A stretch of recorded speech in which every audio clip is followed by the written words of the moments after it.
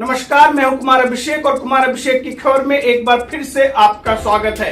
तो खबरों की शुरुआत हम करेंगे महाराष्ट्र से, क्योंकि यही राजनीतिक कोहराम मचा हुआ है। एक तरह से आप देख लीजिए कि रिजल्ट आए हुए लगभग 7 दिन बीत चुके हैं, लेकिन अभी तक ये नहीं मालूम है कि महाराष्ट्र का अगला सीएम कौन होगा।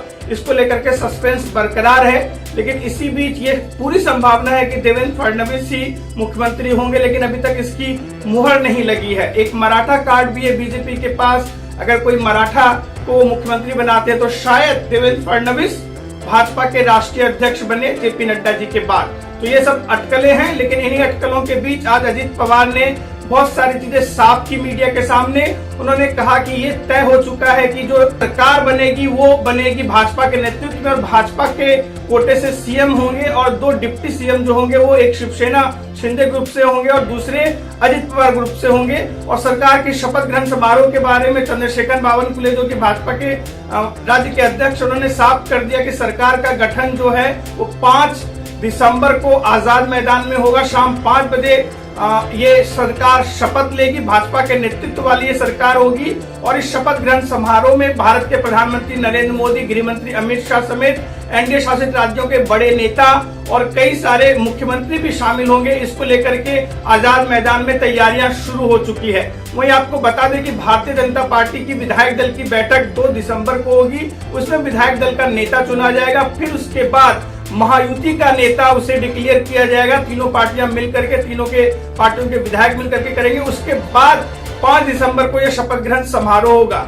तो कयासों का दौर जारी है। इसी बीच खबर आई है सतारा से भी कि जो कार्यवाहक मुख्यमंत्री हैं अभी फिलहाल एकनाथ शिंदे जी, उनकी तबियत थोड़ी खराब है। डॉक्टरों ने उनका चेकअप किया है, तो उस खबर पर भी हम आपको अपडेट देंगे। लेकिन जो महाराष्ट्र का महाकोहराम मचा हुआ है, महाराष्ट्र को लेकर के महासस्पेंस बरकरार है और आए दिन कुछ न कुछ नई खबरें होती है। तो इसके बारे में जब सवाल किया गया अजित पवार से कि सरकार बनाने में देरी क्यों हो रही है, तो उन्होंने कहा कि ऐसी बातें होती है गठबंधन की सरकार में। और 1999 का उन्होंने उदाहरण दिया जहां सरकार बनाने में लगभग 1 महीने का समय लगा था।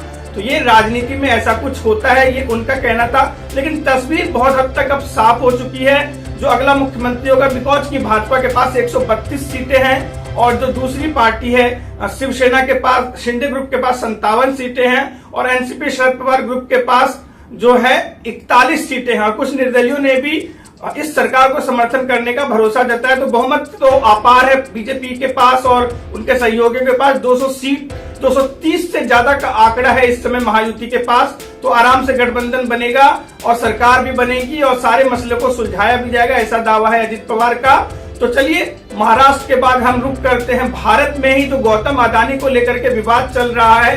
तो आज अदानी जयपुर में एक कार्यक्रम में पहुंचे थे। उन्होंने सिरे से सारे आरोपों को खारिज किया। उन्होंने कहा कि कोई भी ऐसा करप्ट वर्क हमारी कंपनी या हमारे किसी एम्प्लॉय ने नहीं किया है जिसके लिए उनको शर्मिंदा होना पड़े। उन्होंने बताया कि उन्होंने अपनी लाइफ में ऐसी कई जर्नी देखी है और बहुत लोग नकारात्मकता न्यूज को बहुत आगे बढ़ाते हैं, लेकिन उनका यकीन है बस काम करने में रिजल्ट ऊपर वाला देगा।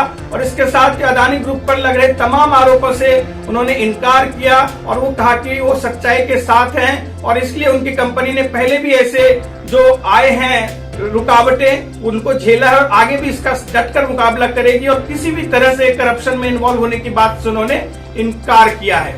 अब चलिए महाराष्ट्र और जयपुर के बाद हम चलते हैं यूपी। स से संभल, स से सियासत और स से समाजवादी पार्टी।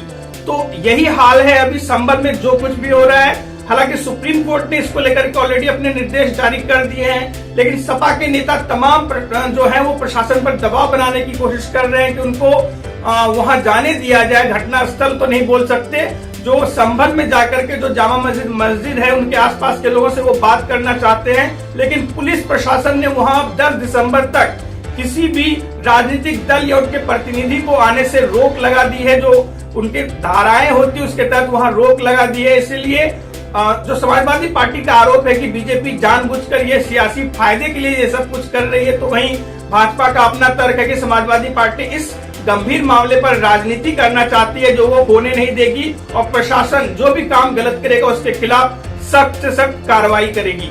तो चलिए अब हम बात करते हैं स्पोर्ट्स की।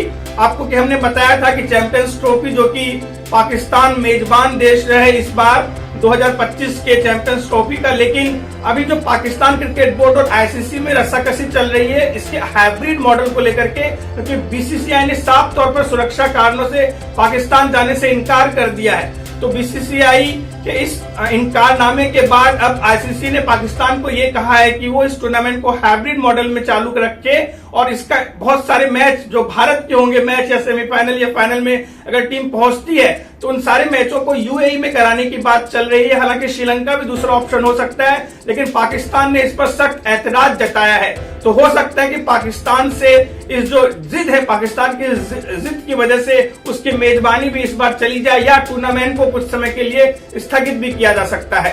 आप बने रहिए हमारे साथ, हम पॉलिटिक्स से लेकर क्राइम से लेकर के स्पोर्ट्स तक सारी खबरों को आप तक पहुंचाएंगे बेबाक तरीके से।